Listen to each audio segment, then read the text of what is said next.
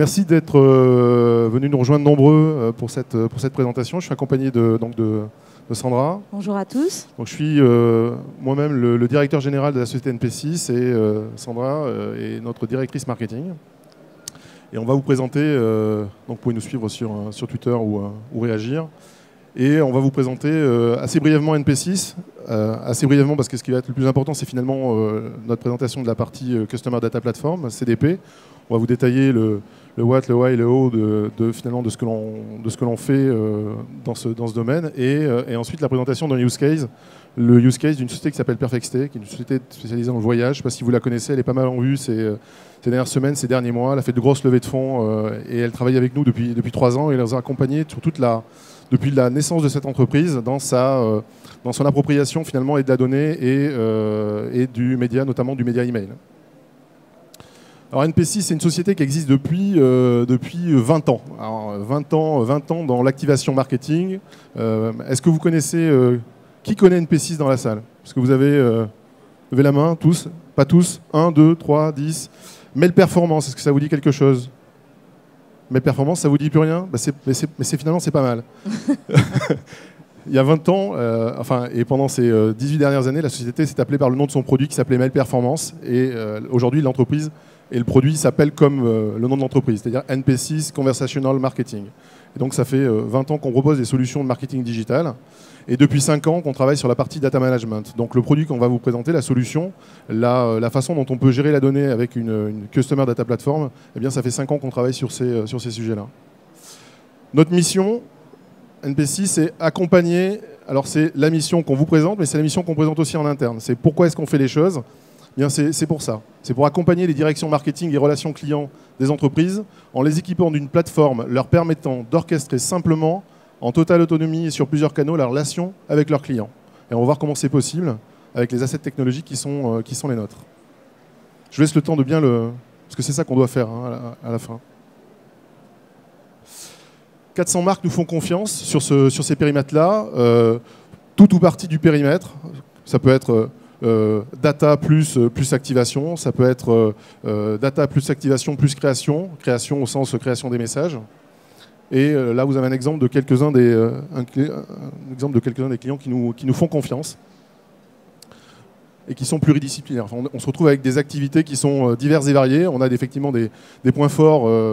On a par exemple la banque assurance qui est très présente chez nous, mais on voit qu'on a également du e-commerce, on va avoir de la presse. Alors, c'est quoi une Customer Data Platform? What? Avant, on avait une interaction qui était assez simple, et nous, on la vit depuis pas mal d'années. C'est effectivement une interaction entre le CRM et l'email. D'accord. L'email et le SMS marketing. Donc nos clients, depuis 20 ans, déposent chez nous, nous font confiance sur la sécurisation de leurs données, mais surtout l'activation de leurs données via 2 canaux principaux qui sont l'email et le SMS.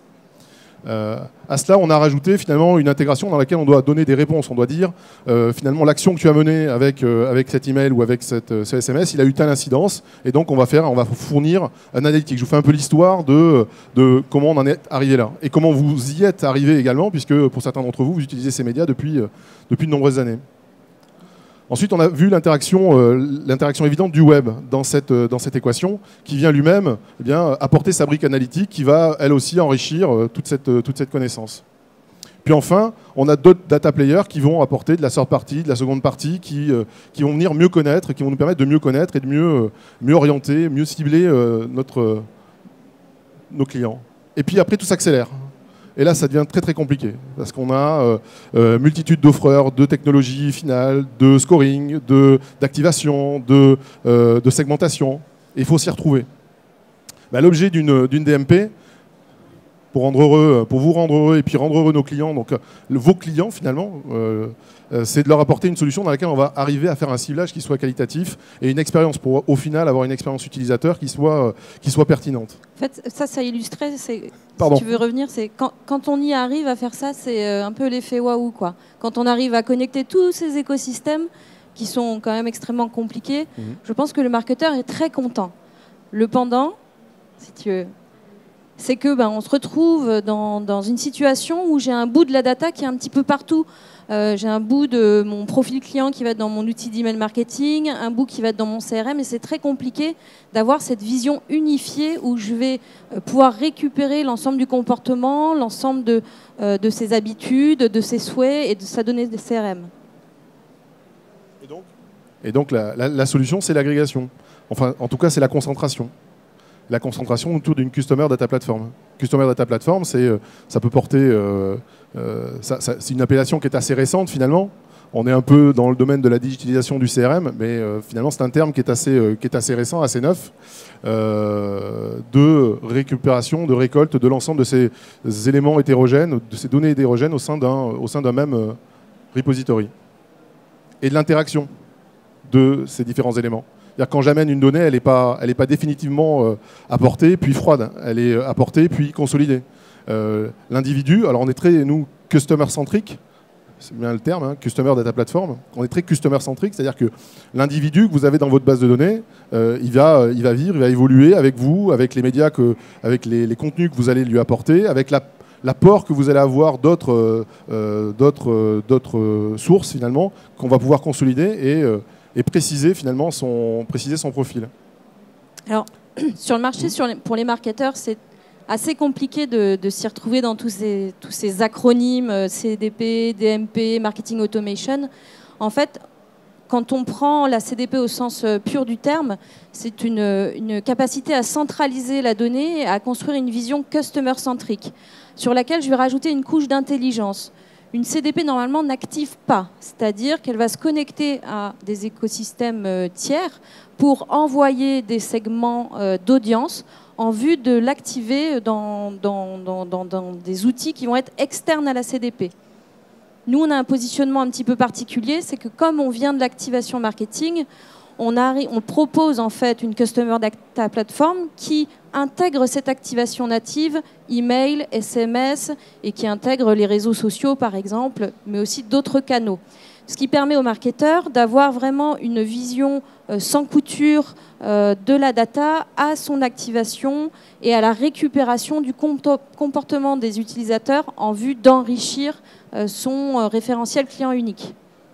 Donc c'est là qu'on voit le bouclage entre une donnée qui est entrante, le référentiel qui va l'agréger, le marketing automation qui va la mettre en musique. Finalement, c'est mon plan relationnel que je vais composer à cet endroit-là, puis l'activation sur les canaux et ensuite une boucle qu'on ne voit pas forcément très bien sur le bas du tableau qui remonte cette information. Parce que finalement, la réactivité d'un utilisateur, d'une adresse finalement que vous allez adresser à un message que vous allez lui envoyer, sa réactivité, la vitesse à laquelle il va ouvrir, est-ce qu'il a ouvert, est-ce qu'il a cliqué, bon, c'est autant d'éléments, et je parle de ça sur un média qui est l'email, mais sur l'ensemble des médias, ça vous donne des informations qui sont très riches sur la pertinence de votre message, en tout cas la cible adressée, et la possibilité de rectifier et de modifier le message de façon à ce qu'il soit plus pertinent pour les prochaines communications que vous allez avoir avec lui.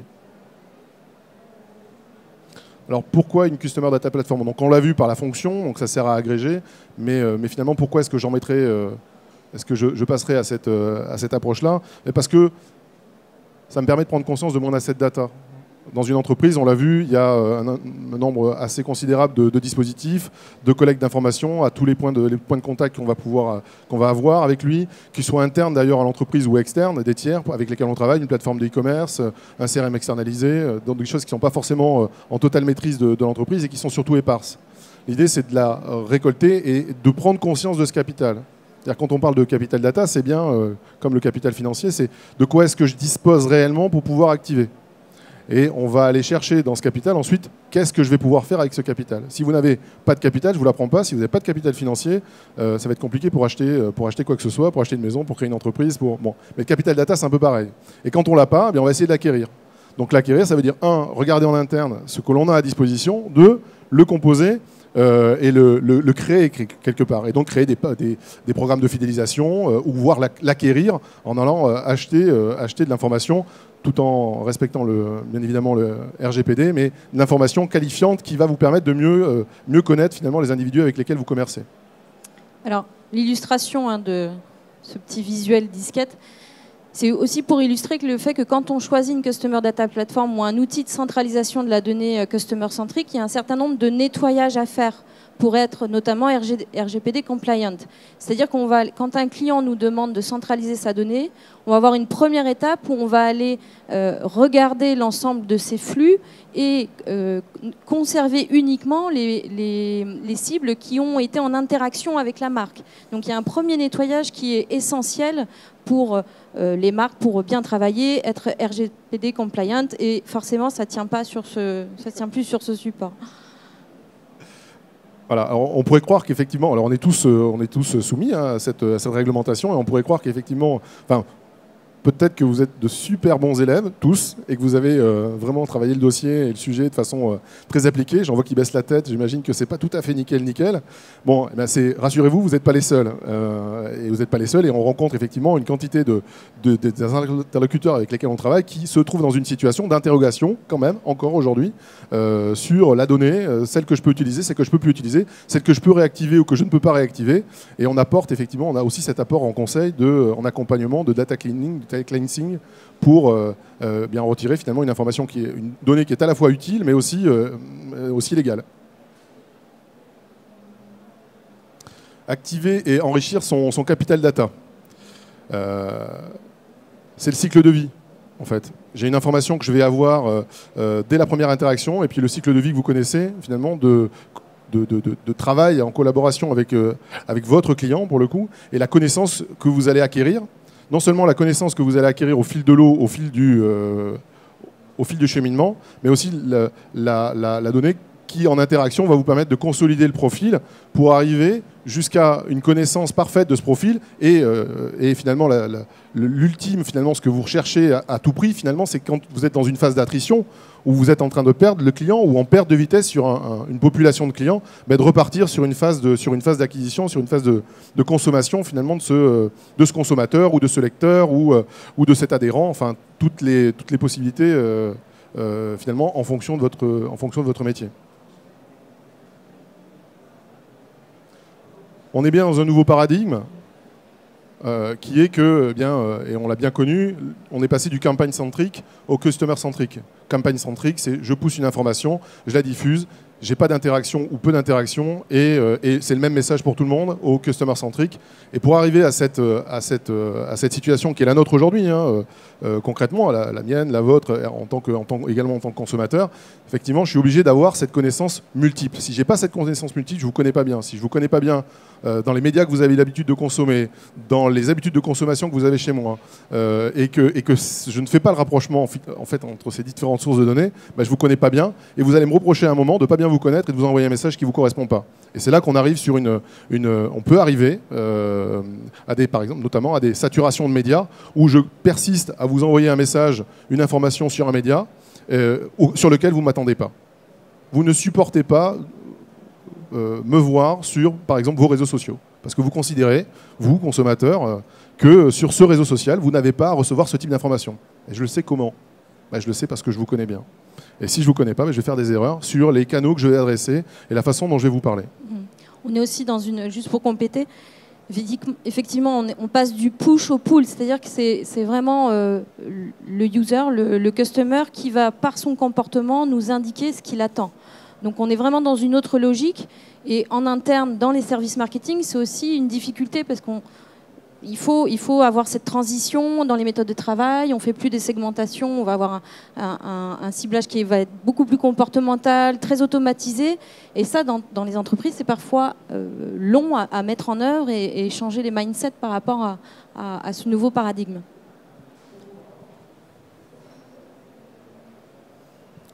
Et pour faire de la gestion de omnicanal, puisque vos clients, vos consommateurs, eux, ils ont affaire à une quantité, ou ils sont exposés à une quantité de canaux sur lesquels, alors exposés ou pas d'ailleurs, parce que vous pouvez avoir leurs adresses mail, vous pouvez avoir leur numéro mobile, vous pouvez avoir le droit d'accéder à leur compte Facebook, en tout cas le droit de communiquer avec eux sur Facebook. Vous avez un ensemble d'éléments. et autant de chances finalement de les rencontrer. Mais autant de chances de les rencontrer, comme je le disais précédemment, mais de bien les rencontrer, de les rencontrer là où ils vous attendent, de les rencontrer avec la pression qu'ils attendent sur tel ou tel média. Leur interaction, la façon dont ils vont réagir à vos messages, elle est primordiale, elle doit être comptabilisée, elle doit être identifiée, elle doit être valorisée comme autant de façons attendues de communiquer avec eux. Alors comment on fait ça ? Bon, on le fait avec une plateforme, forcément. Donc nous sommes éditeurs de notre plateforme qui s'appelle NP6 CM pour Conversational Marketing. Et cette plateforme, elle va être le repository là où la donnée va se concentrer. Mais ça ne va pas suffire. Il va falloir de l'accompagnement. C'est-à-dire que bien souvent, on se retrouve dans des situations, on l'a vu, d'un environnement complexe. Si ça avait été simple, je pense que vous l'auriez fait. Si ça avait été simple, ou en tout cas facile de pouvoir agréger toutes ces données, vous auriez fait différemment, de façon à ce que, justement de ne pas vous retrouver dans cet ensemble plutôt complexe de multisources de données. Notre job, ça va être d'accompagner nos clients dans la lecture de l'ensemble, quelle qu'en soit la technologie, des sources de données et d'accompagner dans l'agrégation. Ça, c'est le premier point. On suit le cheminement de la CDP, puis ensuite de conseiller sur qu'est-ce que vous faites aujourd'hui, quel type de communication et quel type de communication demain vous pourrez faire. Donc l'autonomie, on donne aussi de l'autonomie, on parle de conseil, mais on veut avant tout que nos clients, on l'a vu dans la mission qui est la nôtre, c'est de vous donner la main pour que les équipes marketing puissent facilement rentrer en interaction avec l'outil. Là, on est sur un exemple d'exploration et de la segmentation de la donnée. Donc, toute la donnée, là, on est déjà sur un point avancé où toute la donnée est rentrée dans l'outil.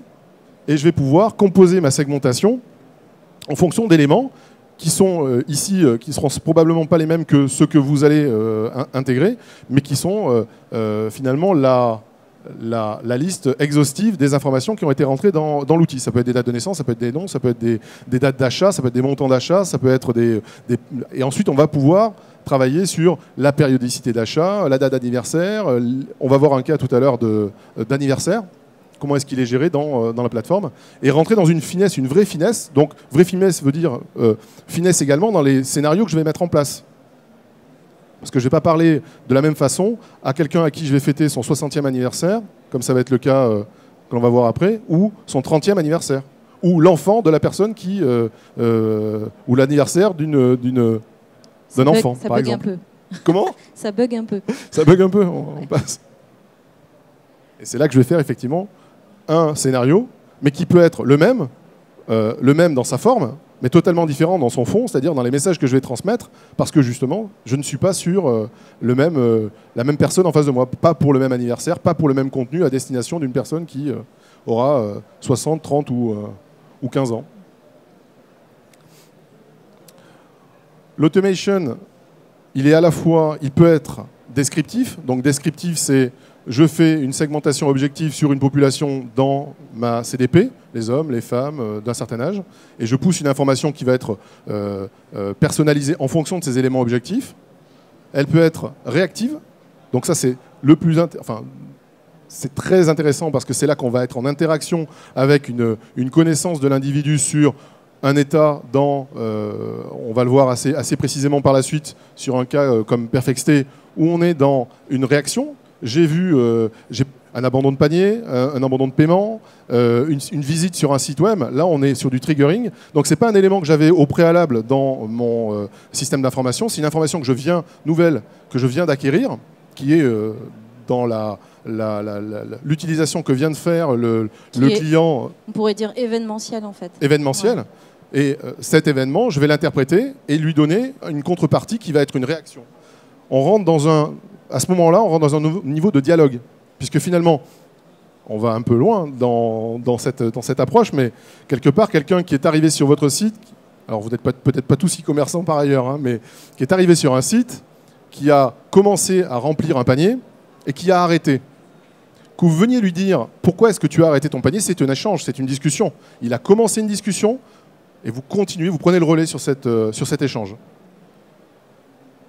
Et enfin, on a le prédictif. Donc là, vous n'aviez pas au préalable cette information, il ne vous l'a pas déclarée, vous l'avez déduite d'un certain nombre d'éléments qui vous permettent de dire qu'il est appétant à un média, quand c'est le cas ça peut être la réactivité, ou à un contenu, c'est aussi la réactivité qui peut nous donner ces éléments, ou à des scores que vous avez vous-même dans vos métiers élaborés et qui vous permettent de dire vous avez fait votre segmentation et vous savez que ce sont des populations qui sont appétentes pour vous. Ces informations, elles vont pouvoir être bien évidemment, au même titre que les autres, intégrées dans l'outil. On est flexible et agile, on peut faire des choses tout à fait basiques. Donc une action, une réaction, un segment d'âge et une campagne. On peut faire des choses beaucoup plus complexes également avec de la temporisation. J'ai une constatation de navigation. Je peux décider que dans 2 jours, je vais réagir, ou dans la demi-heure, je vais réagir, puis dans 2 jours, je vais avoir une autre action, puis dans 3 jours, et ainsi de suite.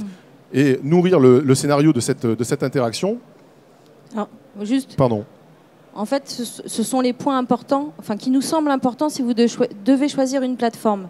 Parce que vous allez toujours commencer par des use cases un peu basiques, et ensuite vous allez souhaiter, quand vous allez avancer et acquérir de l'expérience, intégrer vos propres règles métiers. Et je pense qu'une plateforme, quelle qu'elle soit, doit vous permettre d'avoir cette flexibilité, c'est-à-dire de commencer petit, puis de petit à petit avoir la liberté d'intégrer vos règles métiers, d'être dans une approche beaucoup plus fine, sophistiquée de la relation client, en ayant plusieurs canaux, en gérant des événements, on le verra avec le cas Perfect Stay, très très fin. Et la plateforme doit vous permettre d'avoir ces 2 modes-là, quelle qu'elle soit. Et elle doit être ouverte. Et doit être ouverte. Et elle doit être ouverte pour intégrer, on parlait tout à l'heure de third party, de scoring, de CRM existants. Ce sont un ensemble, effectivement, un écosystème dans lequel on évolue et avec lequel vous interagissez, avec lequel on doit interagir pour nourrir la plateforme. J'ai envie de dire, la nourrir dans les 2 sens, finalement. Il y a une réciprocité, finalement, dans l'apport, pas forcément avec tout l'ensemble de ces partenaires-là, mais bien souvent, on est à la fois dans une réception d'informations en provenance de la tierce partie, et puis inversement, on renvoie une information qui nourrit par ailleurs ce partenaire. Bien sûr, avec l'assentiment du client, on est dans un échange qui est tripartite dans ce cas-là. Donc on l'a vu, plateforme et accompagnement. Quel type d'accompagnement? Déjà l'intégration et l'intégration des flux et l'écosystème partenaire. Bien le comprendre, bien le mesurer. De quoi est-ce qu'on parle? De quelle technologie? De quel type de flux? Et ça, on va le découvrir avec vous. Alors, ce sont les ensembles qui sont plutôt sur la gauche. Aujourd'hui, ils sont vierges, puisque quand on commence, finalement, on est sur une feuille blanche.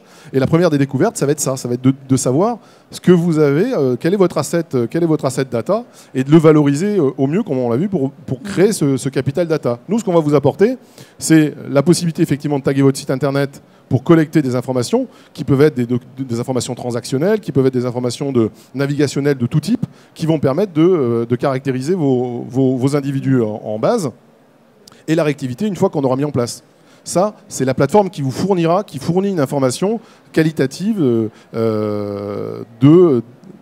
liée à l'interaction qu'elle a pu avoir avec vos clients.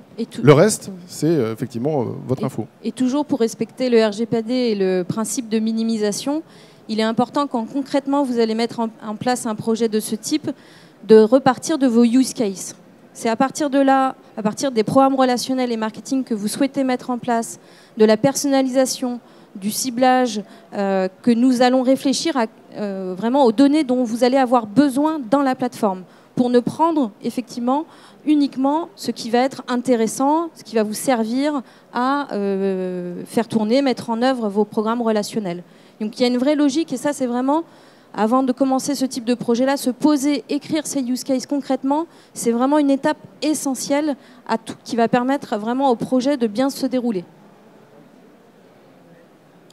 Parce qu'au départ, le tableau il ressemble à ça. C'est-à-dire qu'au départ, ça c'est un exemple, un cas client, au départ le tableau quand il arrive, eh bien, c'est l'ensemble de l'écosystème du client qu'on a en face de nous et avec lequel il va falloir qu'on interagisse. Qu'est-ce qu'on prend, qu'est-ce qu'on ne prend pas, avec quoi on se connecte, qu'est-ce qu'on renvoie, de quoi est-ce qu'on se nourrit, de quoi est-ce que le client par ailleurs nous demande, avec quoi est-ce que le client nous demande d'interagir et nous demande d'enrichir. Dans le cas présent, on va enrichir la connaissance client on va l'enrichir côté CDP, mais on va aussi l'enrichir côté client.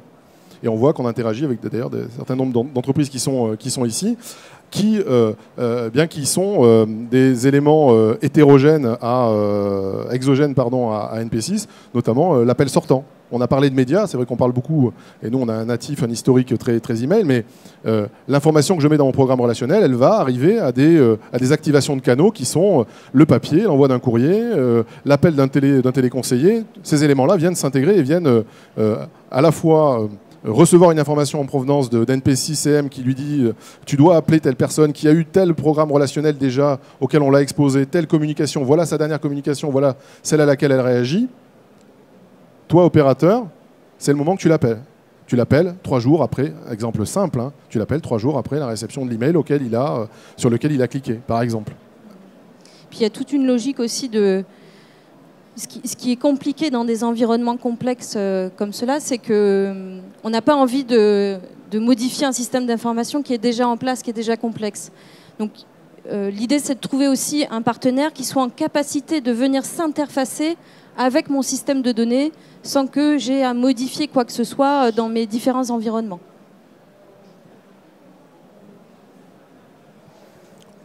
On va être en mesure pour être plus pertinent sur les bons segments à adresser, on est aussi en capacité, ce n'est pas une obligation, mais on est aussi en capacité d'apporter des analyses stratégiques. Donc de la segmentation type RFM-PMG, ça a l'air de rien, mais parce que je pense que vous avez l'habitude de pratiquer vous-même effectivement sur vos outils existants, mais c'est des choses qui sont aussi réalisables dans la plateforme. Pour suivre effectivement le cycle de vie de votre client, de la conversion à la rétention. Alors, on parlait de préparatif, de préparer en amont la communication, le plan relationnel que vous allez proposer au client. Ben, ça passe par des schémas, hein, c'est tout bête. Là, on est sur un schéma qui peut paraître simple. Si je vous dis demain, je veux pouvoir mettre en place un dispositif de communication de type date anniversaire à des personnes de 60 ans et plus, ou de 60 ans. Je crois que c'était 60 ans sur ce cas-là. Vous dites, ben, c'est simple, je prends ma base, je regarde les gens qui ont 60 ans aujourd'hui et je leur envoie un email. Mais au final, ça fait quelque chose de beaucoup plus complexe. Ça fait quelque chose qui dit, est-ce que cette personne a un email? Est-ce que j'ai le droit de communiquer avec elle par email? Si je n'ai pas le droit de communiquer avec elle par email, est-ce qu'elle a un SMS? Ça, c'est le process. Si le client décide, si vous décidez de passer SMS, enfin, d'avoir un certain nombre de canaux, dont l'email, le SMS, le papier et par exemple le plateau téléphonique. Et de là, ben, je me retrouve avec quelque chose qui est beaucoup plus complexe. Et si je veux aller au bout finalement de ma communication et être certain d'avoir bien souhaité, comme il se doit, l'anniversaire à cette personne de 60 ans, eh bien, il faut que je passe par un scénario, d'abord une composition à plat, puis une transcription dans l'outil, et là on est sur un scénario d'anniversaire 60 ans. C'est un petit peu plus compliqué que il a 60 ans, je lui envoie un email. Voilà. Mais de là, je suis persuadé qu'à la sortie du scénario, effectivement, les personnes à qui je voulais souhaiter leur anniversaire, on l'a fait, ça a été réalisé, ça a bien été réalisé sur le bon média, avec la bonne pression marketing, au bon moment. Oui, c'est ça qui est difficile en fait, c'est de... Quand on arrive, le client qu'on a présenté avec l'environnement complexe, on n'a pas que des clients comme ça, mais on est sur 4 à 500 programmes relationnels qui tournent en permanence. Et donc, il y a bien une logique de priorisation à avoir en fonction de ses objectifs business et puis de ses objectifs de relation client. Et ça, parfois, seul, même avec une plateforme self-service, c'est compliqué parce qu'on ne sait pas nous-mêmes comment mettre en œuvre, comment contrôler, comment prioriser un scénario par rapport à un autre. Et l'accompagnement, il est clé pour bien comprendre comment fonctionne une plateforme de ce type, mais aussi pour être accompagné, pour faire les bons choix par rapport à justement vos objectifs stratégiques. Donc ça, c'est essentiel. La pression marketing, c'est très très important et très complexe à mettre en œuvre. Donc on est, nous, le support opérationnel à votre stratégie de transformation digitale. On a des cas, comme on l'a vu, assez nombreux finalement à notre actif. On a une histoire assez longue également. Et notre travail, ça va être d'accompagner. On l'a vu, on est aussi multimétier. Enfin, multimétier. On accompagne plusieurs secteurs d'activité en parallèle. Et donc, on a des cases et des connaissances sur un certain nombre de cas d'ores et déjà rencontrés. Et on travaille aussi sur... pour les marques, pour les aider à comprendre et à faire cette transition entre le relationnel et le marketing qui maintenant ne font quasiment plus qu'un quand on crée des programmes automatisés. On va parler de relations clients au sens large. Le marketing va venir s'inscrire, mais on doit tout prendre en compte, justement parce qu'il y a une sursollicitation. On le voit ici sur ce salon. Oui, le lien entre finalement la partie digitale et la relation client, elle est évidente parce qu'aujourd'hui, quand on communique avec un client, on a souvent, et on a ce réflexe-là, j'ai ce réflexe-là, que de parler effectivement de client et d'une relation qui est une relation souvent marchande. Bon, on est souvent en train de parler d'argent avec nos clients, c'est vrai. Mais notre relation, elle ne s'arrête pas là. Elle s'arrête à une relation dans son ensemble, dans l'ensemble de son périmètre. Quand on travaille avec une mutuelle, on parle à la fois de relations avec un adhérent pour lui proposer éventuellement une autre offre, une meilleure couverture, etc. Mais on lui parle aussi de remboursement de frais, de soins. On parle aussi de confirmation de prise de rendez-vous. On parle aussi d'un ensemble de choses qui composent finalement la relation entre la mutuelle et l'adhérent. Qui n'est pas simplement cette relation marchande. Et donc il faut maîtriser l'ensemble de ces échanges parce que vous n'allez pas fêter un anniversaire à quelqu'un qui vient, c'est un peu un cas extrême, mais c'est vrai que j'y pense parce que c'est le cas d'une mutuelle, à quelqu'un dont le mari vient de décéder. C'est des choses dont vous êtes obligé finalement de tenir compte quand vous êtes une mutuelle. Et donc si vous n'avez pas la vue de l'ensemble des canaux avec lesquels vous adressez votre... Ouais, c'est des cas un peu... c'est pas les plus gais, hein, mais c'est des choses beaucoup moins... Les accidents de la vie. Mais c'est des accidents de la vie et c'est souvent là où on vous attend, en fait, quelque part dans votre relation avec le client. C'est là où on vous attend parce que c'est là où on se dit, il me connaît, il m'a compris, et alors que le commerçant, le e-commerçant du coin ne sache pas que malheureusement que votre compagne est décédée, pourquoi pas, mais que votre mutuelle ne le sache pas, vous pouvez vous interroger sur ce sujet-là et vous dire c'est effectivement pas le bon moment. Et ça, la mutuelle, elle doit en tenir compte. Donc on est une plateforme hybride, donc on est éditeur de la technologie, donc aujourd'hui, c'est une entreprise qui se compose de 70 salariés sur Bordeaux, dont la moitié en R&D. Donc de l'accompagnement, donc des personnels présents, disponibles, en quantité suffisante pour accompagner l'ensemble des projets qui nous sont soumis. Et puis un écosystème, et donc une veille permanente sur l'écosystème dans lequel nous interagissons. En tout cas, que ce soit nous ou quelqu'un d'autre. On pense que c'est la bonne équation pour réussir un projet de ce type. C'est vraiment le bon mix entre avoir une capacité de self-service parce que mon équipe marketing doit être autonome. J'ai besoin d'accompagnement à l'onboarding, au setup parce que j'ai possiblement beaucoup de flux, possiblement beaucoup de programmes relationnels ou des programmes relationnels extrêmement fins et une ouverture à un écosystème parce que moi j'ai mes applications métiers, j'ai mes propres partenaires et j'ai besoin que cette plateforme communique et se connecte à d'autres canaux. Alors on a parlé très très complexe, on a parlé vraiment de multiflux, plusieurs canaux. Est-ce que ça marche avec un pure player? Est-ce qu'une Customer Data Platform, ça fit avec quelqu'un qui a un business purement digital? Moi, je vais vous présenter le cas Perfectstay. Je vous dirais que oui, parce que tout dépend de la valeur que vous mettez dans justement vos programmes relationnels, vos programmes marketing et dans le customer centric. Si vous voulez arriver à quelque chose d'extrêmement fin et qui prenne en compte différents canaux digitaux, le Customer Data Platform avec de l'activation, ça peut fitter aux besoins. Donc très rapidement, en fait, Perfectstay, je ne sais pas si ça vous parle. C'est une start-up qui a été créée en novembre 2016. C'est un tour opérateur avec un positionnement assez unique sur son marché parce que c'est le premier acteur qui propose une solution B2B2C pour permettre aux grandes marques qui ont beaucoup d'audience de proposer à leurs clients de voyage, des voyages exclusifs à des prix attractifs. C'est-à-dire que si je vous dis Air France Voyage, La Redoute Voyage, vente privée, en fait derrière c'est la plateforme Perfectstay. Voilà, donc c'est une plateforme qui fonctionne en marque blanche. Il y a Corsair, La Redoute, Air France. Ils ont fait 13,5 millions d'euros en 2017 et c'est une entreprise qui se développe beaucoup. Ils vendent donc du voyage, du produit packagé, vol plus hôtel. Et en fait, la proposition de valeur de Perfect-Stay, elle s'appuie sur 4 piliers. La gestion commerciale des deals, comme un tour opérateur. Donc c'est Perfect-Stay qui va négocier en interne des tarifs hôteliers pour ses propres clients, enfin ses partenaires. Elle offre une plateforme technologique, package vol plus hôtel, mais elle va aussi proposer en marque blanche de gérer l'ensemble du digital marketing pour ces marques-là. Donc pour Air France, la collection Air France, pour la Redoute. Alors certains clients prennent tout ou partie, mais ils proposent l'ensemble des dispositifs d'acquisition et de fidélisation, donc PRM, CRM. Et ils vont aussi proposer du fulfillment, c'est-à-dire un call center pour accompagner justement le client final de la réservation jusqu'à son retour de voyage. Donc c'est une offre assez complète, solution clé en main.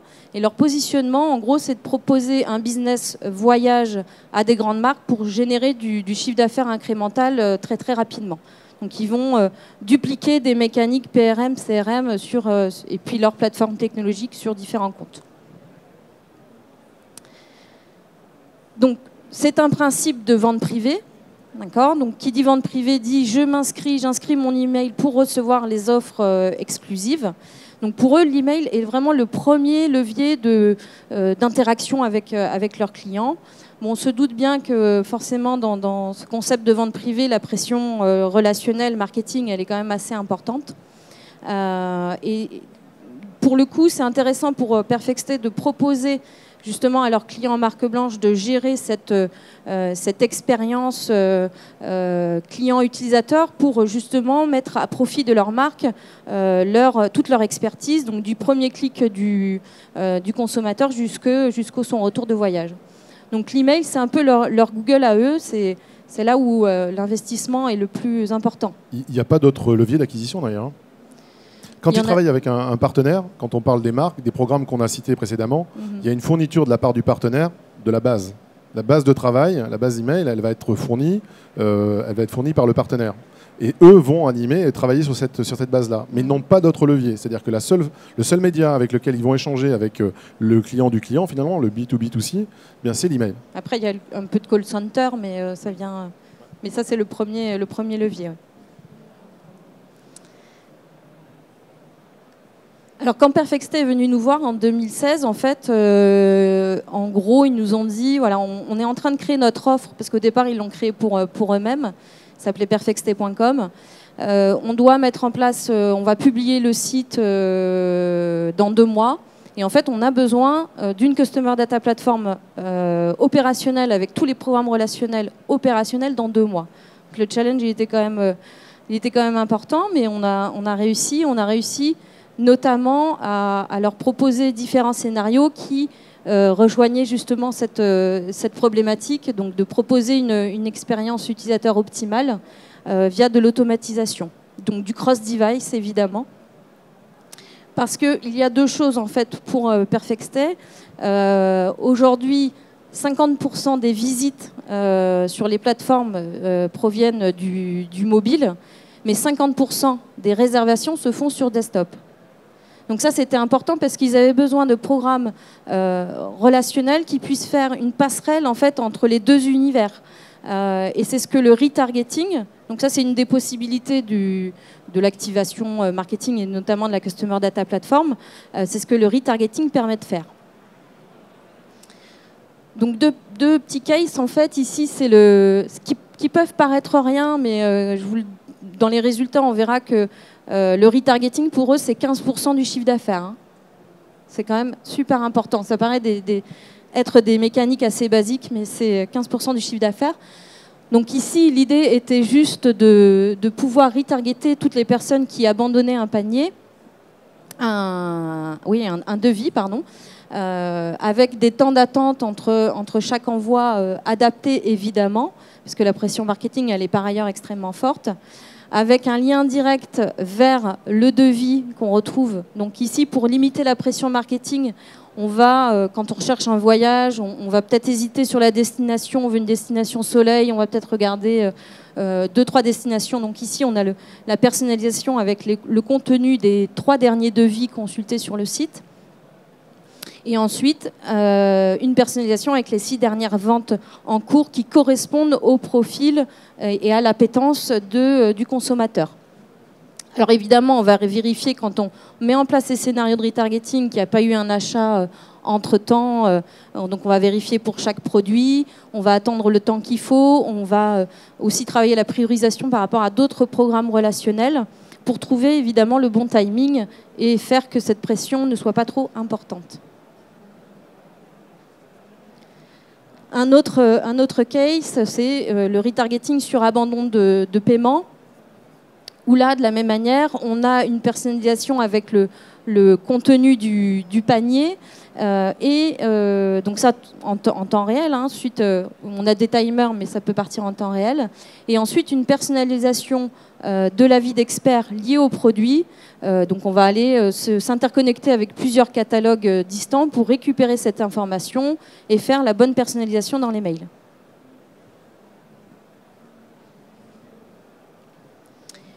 Et au-delà de ça, pour chaque marque donc pour lesquelles Perfexté travaille, donc évidemment il y a une personnalisation fine parce que s'il n'y a pas de pertinence, la perception du consommateur vis-à-vis des offres qu'il reçoit de Perfexté ou de ses partenaires va être impactée. Et par ailleurs, vous connaissez un peu le principe, en vente privée, on a quand même une pression importante. Ici, on a de la newsletter et ensuite 2 newsletters par semaine et ensuite 3 à 4 campagnes ciblées par semaine, ce qui est quand même assez important. Donc il faut réussir à mixer tout ça pour justement ne pas être dans la sursollicitation inutile. Et la sursollicitation d'un message qui n'est pas attendu ou qui n'est pas attendu ou souhaité avec un contenu qui ne vous correspond pas. Parce que si... la pression va avec l'appétence, va avec l'intérêt. Si je vous envoie un email tous les jours avec la même information ou une information qui ne vous correspond pas, vous allez vite vous agacer. Alors que là, effectivement, l'objectif, c'est de trouver celle qui va vous correspondre et dans laquelle vous allez vous reconnaître et qui fera que vous serez un futur client dans les jours ou dans les semaines qui viennent.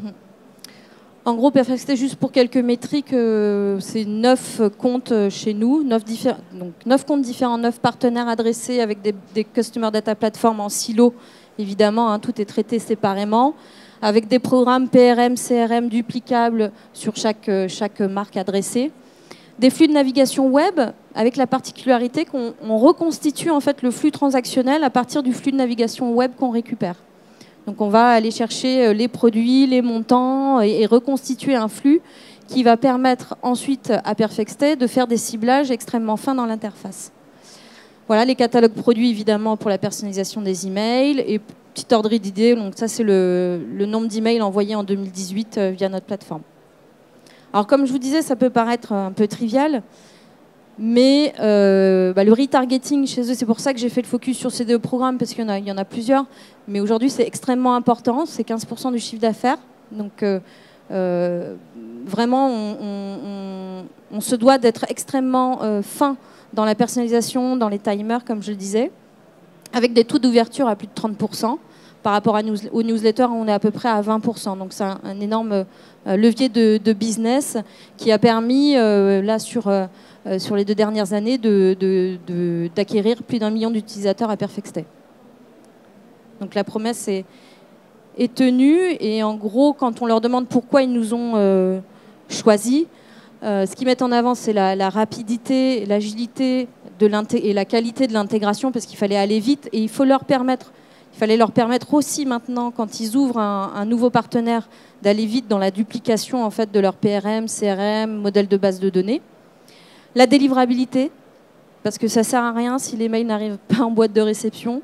Ça peut paraître, c'est vrai que ça fait des années qu'on en parle, mais sans ça, on aura beau mettre en place toutes les mécaniques possibles. Si ça n'arrive pas en boîte, on n'aura pas trop de résultats, quoi. Et la pertinence des messages, des messages est clé aujourd'hui dans la délivrabilité. Si vous n'ouvrez pas vos messages, alors ouvrez-les, s'il vous plaît, ouvrez vos messages. Si vous n'ouvrez pas vos emails, eh bien la réputation ou l'ISP, l'Internet Service Provider, Google, Microsoft, peut considérer que c'est un désintérêt. Donc si vous envoyez des messages avec une pression trop forte sur des messages que les gens n'attendent pas, ils vont finir par ne plus les ouvrir.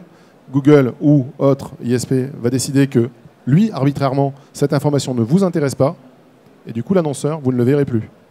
Vous ne le verrez plus, mais donc lui ne pourra plus faire échanger avec vous. Donc c'est important en termes de délivrabilité d'avoir aussi cette finesse-là. Et enfin, la finesse des scénarios, parce qu'on n'a pas tout montré, mais par exemple, dans l'automation, on peut exécuter des scripts qui vont aller appeler des canaux, des interfaces différentes, aller chercher de la donnée, du catalogue produit. Donc cette finesse, elle est importante quand on...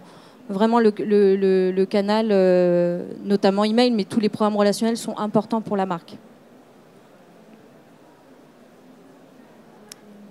Bon, vous voulez terminer quand même par en bref, les questions que vous devez vous poser avant de choisir une CDP.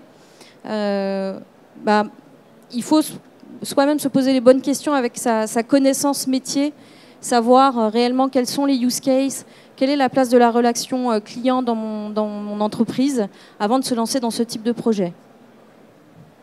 Il faut maîtriser la gouvernance de la donnée, donc identifier au sein de votre entreprise où se trouve la donnée, qui la gère, qui peut la partager, et dans l'entreprise comme à l'extérieur de l'entreprise, et ensuite l'organiser, l'orchestrer dans son interaction avec la Customer Data Platform. Il faut aussi penser au croisement des données entre ces prestataires et ces métiers, pour pouvoir évidemment ensuite la mettre à profit d'une technologie agile et pour pouvoir mettre en place ces scénarios. La mettre en musique, oui. Et puis choisir une technologie et un accompagnement agile. Et donc effectivement, ça ne va pas suffire d'avoir une... Alors ça peut suffire. Il y a effectivement dans les programmes relationnels, il y a des outils qui effectivement sont sur lesquels vous pouvez être grandement autonome du début jusqu'à la fin et sur lesquels vous n'avez pas de conseils. Mais bien souvent, en fait, et c'est ce que l'on prône, nous, c'est l'accompagnement agile, réactif et pertinent en fonction du secteur d'activité dans lequel vous travaillez. Vous avez le métier, vous avez votre métier, vous êtes certainement beaucoup plus taiseux et connaisseur de votre métier, de vos enjeux. Et ces enjeux-là, il faut les reporter dans une plateforme. Il faut qu'il y ait quelqu'un qui fasse le lien. Il faut un traducteur qui va faire que vos informations, vos objectifs vont rentrer dans la plateforme. Et c'est ce rôle-là qu'on se propose de tenir. Tout en vous laissant par la suite la totale autonomie sur l'utilisation au day-to-day de cette plateforme. Alors juste si vous souhaitez aller un petit peu plus loin dans le sujet, on organise une conférence avec l'EBG la semaine prochaine où Antalis, Carglass, Harmony, Legrand et bien d'autres viendront partager leur retour d'expérience sur justement la data, l'expérience client, les enjeux qu'ils ont dû relever pour être customer-centric. Merci beaucoup. Je pense qu'on n'a pas le temps pour des questions. Si, on a le temps pour des questions alors. Alors si on n'a pas le temps... Au contraire, vous avez le temps pour des questions, n'hésitez pas. Ouais, alors le temps pour les questions. Donc ne partez pas, s'il vous plaît. Fermez la porte là-bas. Ouais. S'il vous plaît, Johanna, ferme la porte. Et deux, il y a également quelques personnes NP6, des personnels NP6 qui sont là, qui pourront répondre à vos questions après la présentation. Donc, nous vous écoutons pour vos questions. S'il y en a. On a été super clair, je pense. Si, une question. Bonjour, par rapport à la connexion, j'ai deux questions. Est-ce que vous vous connectez à des CMS homemade, pas des solutions déjà existantes? Et est-ce que les connexions se font par système d'API ou c'est un autre fonctionnement? Tout type de connexion avec tout type de système. Vraiment. Et se fait par API, oui. Oui, bien entendu. Ouais.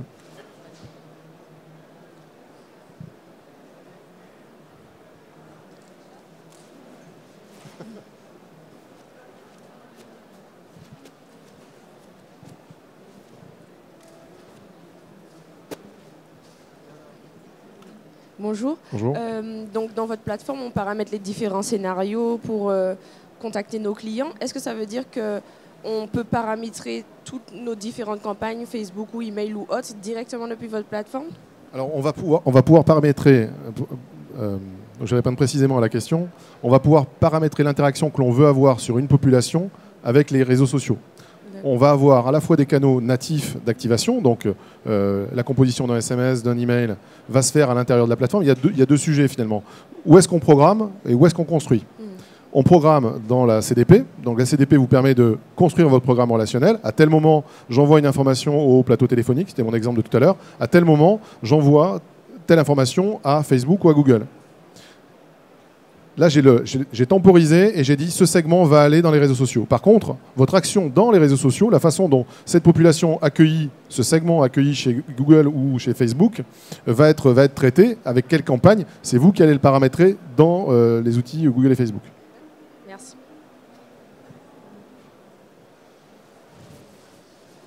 On a encore le temps de prendre des questions, n'hésitez pas.